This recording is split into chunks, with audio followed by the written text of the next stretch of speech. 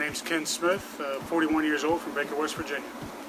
Came to Bennett mainly just because of the fact that you're in control of your own destiny. You know, if you want to run, you get the freight, you run it. My opinion that if you don't succeed, it's because you're not, picking up the load.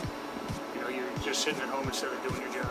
What I found about Bennett was it seemed like any of the negatives I saw, they were never the same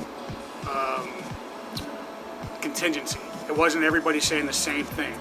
So that means, in my opinion, that if it's not the same thing over and over about the same issue, i.e. no miles, no loads, whatever, if it's not all the same, then it's a grain of salt. This person was unhappy of their pay. Well, maybe that person needed more than I need to survive.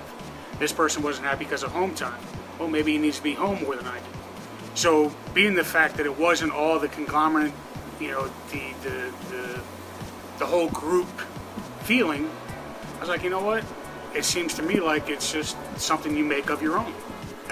My wife, for our anniversary, which was on 7/7, she said, hey, Amazon has this kit on sale if you want to try it, I was like, yeah, I'll try it. So she got it for me for our anniversary gift, the 23andMe DNA test.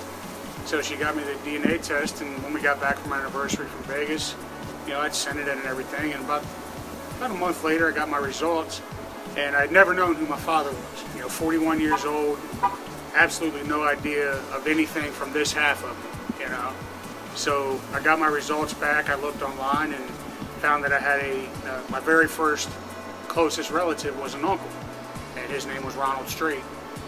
Found out who he was. Well, I recognized that name straight because my mom said, hey, it could be this guy. So that was my father. My father, his name was Sonny Straight. My father, he worked in St. Pete, Florida as a driver, and I had no idea, and after talking to my half-brother, he was like, yeah, he said, and my half-sister that I talked to, Mo Sherry, they said, yeah, he drove in St. Pete. I don't know if he was a road driver or a local driver, but he drove tractor trailer, which, it always made me wonder how did I get the diesel fuel in my blood. So it's really awesome.